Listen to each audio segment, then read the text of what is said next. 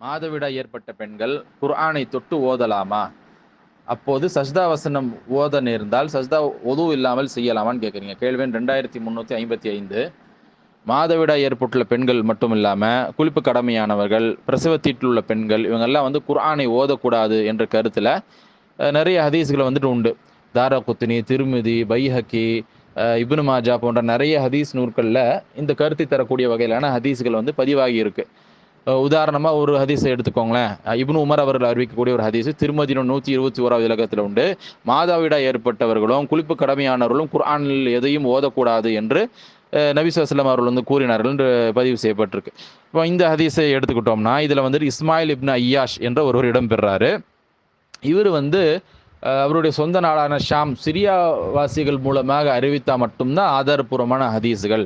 அவர் நாடு அல்லாத சிரியா அல்லாத வேறு எந்த ஒரு நாட்டுவாசியை சேர்ந்த வேறு எந்த ஒரு நாட்டை சேர்ந்தவர் மூலமாக இவர் ஹதீஸை அறிவித்திருந்தாலும் அது ஏற்கப்படாது என்று ஹதீஸ்கலை அறிஞர்கள் நமக்கு தெளிவுபடுத்தி இருக்கிறாங்க. இது குறித்து மேலதிக தகவல்கள் நாம் தஹதீபுல் கமால் என்ற நூலில் பாகம் 29 பக்கம் 115 நம்ம காண முடியும்.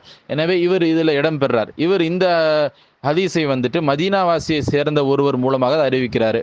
அது யார் அந்த மதீனாவாசி என்று நீங்கள் பார்த்தீங்க அப்படின்னாக்கா, மூசா பின் உக்பா என்பவர் தான் அந்த மதீனாவாசி. எனவே இவர் ஷாம்வாசி மூலமாக அறிவிக்கல அப்படிங்கிறதுனால இந்த ஹதீஸ் பலகீனமான ஒரு ஹதீஸாக இருக்கிறது. இப்போ உதாரணத்துக்கு ஒரு ஹதீஸை மட்டும் நம்ம இந்த மாதிரி சொன்னோம். இந்த மாதிரி பல ஹதீஸ்கள் உண்டு. உதாரணமாக இன்னும் தாரகுத்னி இன்னொரு ஹதீஸ் எடுத்துக்கோங்களேன். குளிப்பு கடமையானவர் குர்ஆனிலிருந்து எதையும் ஓதக்கூடாது அப்படின்னு நபி ஸல்லல்லாஹு அலைஹி வஸல்லம் சொன்னாங்க என்று இடம்பெற்றிருக்கு. இதில் 5வது அறிவிப்பாளராக ஒருத்தர் அப்துல் மலிக் இப்னு மஸ்லமா என்ற ஒரு இடம்பெறார். இவர் பலவீனமானவர் என்று ஹதீஸ்களை அறிஞர்கள் செஞ்சிருக்கிறாங்க, தெளிவுபடுத்தி இருக்கிறாங்க. அப்போது இது குறித்து வரக்கூடிய ஹதீஸ்களில் ஒரு ஹதீஸு கூட சஹியா இல்லை. எனவே மாதவிடாய் ஏற்பட்ட பெண் குர்ஆனை தொடுவதோ அல்லது குர்ஆனை ஓதுவதோ கூடாது என்று சொல்வதற்கு எந்த ஒரு ஆதாரமும் இல்லை. திருக்குர்ஆனிலையும் கிடையாது, சஹீஹான ஹதீஸ்களையும் இல்லை. அப்படிங்கிறதுனால தாராளமாக என்ன செய்யலாம்னா பெண்கள் மாதவிடாய் சமயத்தில் திருக்குர்ஆன் ஓதலாம். அதுக்கு தடை என்பது கிடையாது. இல்லைங்க இருக்குன்னு சொல்லி யாரும் சொன்னாங்கன்னு வைங்களேன், அது இங்கே இருக்க ஹதீஸ்னு அதை எடுத்து நீங்கள் தாராளமாக பதிவு செய்து நீங்கள் கேட்கலாம். ஏன்னா நம்ம ஏற்கனவே சொன்னதை போல் இது குறித்து பல நூற்களில் ஹதீஸ் பதிவாகி இருக்கு. இந்த கருத்தை தரக்கூடிய வகையில் ஒவ்வொரு ஹதீஸாக வாசித்து இது எதனால் பலகீனம் நம்ம சொன்னோம்னா அது நீண்ட நேரம் எடுக்கும்.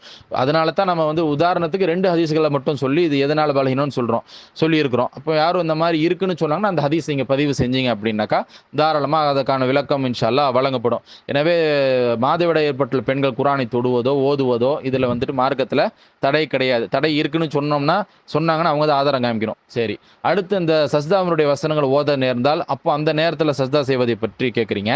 அப்போ ஒது வேணுமான்னு கேட்குறீங்க இல்லையா? இதை பொறுத்த வரைக்கும் தொழுகையில் சஜ்தா செய்கிறோம்ல, அப்போ தொழுகைக்கு தான் நமக்கு ஒதுங்கிறது தேவை. அது ஆணாக இருந்தாலும் சரி பெண்ணாக இருந்தாலும் சரி. இப்போ மாதவிடாய் ஏற்பட்டுள்ள பெண்கள் இருந்தாலும் சரி அல்லது ஆண்கள் ஒது இல்லாமல் இருந்தாலும் சரி, இவங்க எல்லாம் இவர்கள் திருக்குர்ஆனுடைய குறிப்பிட்ட சஜ்தா வசனம் வாசிக்கும் பொழுது அவங்க சஜ்தா செய்வதற்கு ஒது செய்ய வேண்டிய அவசியம் எல்லாம் கிடையாது. அப்படியே நம்ம செய்துக்கொள்ள வேண்டியதுதான், சஜ்தா செய்துக்கலாம். இதற்கு என்று ஒது வேணும் என்று நபி ஸல்லல்லாஹு அலைஹி வஸல்லம் அவர்கள் நமக்கு கற்றுத்தரவில்லை என்பதால் இந்த மாதவிடாய் ஏற்பட்ட நிலையிலும் கூட அதே போல் ஆண்கள் கூட ஒது இல்லாத நேரத்தில் கூட இந்த மாதிரி திருக்குர்ஆனுடைய இந்த சஜ்தா வசனம் ஓத நேர்ந்தால் அது தாராளமாக ஒது எல்லாம் செய்யாமலேயே நாம் என்ன செய்துக்கலாம், இந்த சஜ்தா செய்து கொள்ளலாம் என்பதை நாம் தெரிந்து கொள்ள வேண்டும். இல்லை கூடாதுன்னு சொன்னாங்கன்னு வைங்களேன், சரி ஏன் கூடாதுங்கிறத அந்த கூடாதுன்னு சொல்கிறவங்ககிட்ட கேளுங்க. ஏன்னா அந்த மாதிரி எந்த ஒரு ஆதாரம் இல்லைங்கிறனால நாம் என்ன செய்து கொள்ளலாம், சஜ்தா செய்து கொள்ளலாம். அதே போல் மற்றொரு விஷயம் என்னென்னாக்கா, ஒரு திருக்குர்ஆனில் சஜ்தாவினுடைய வசனம் வரும் பொழுது நம்ம கட்டாயமாக சஜ்தா செஞ்சு தான் ஆகணுன்ட்டு கிடையாது. நபி ஸல்லல்லாஹு அலைஹி வஸல்லம் அவர்கள் சஜ்தா செய்யவும் செஞ்சுருக்கிறாங்க. சில சமயம் சஜ்தாவினுடைய வசனத்தை ஓதிட்டு சஜ்தா செய்யாமல் இருந்திருக்கிறாங்க. இதற்கும் ஆதாரம் உண்டு. இது தனியாக கேள்வி கேட்கப்பட்டு விளக்கமாக பதிலளிக்கப்பட்டிருக்கு. எனவே சஜ்தா செய்தே ஆகணுன்ட்டு கிடையாது. சஜ்தா செய்யாமல் இருந்தாலும் குற்றம் கிடையாது.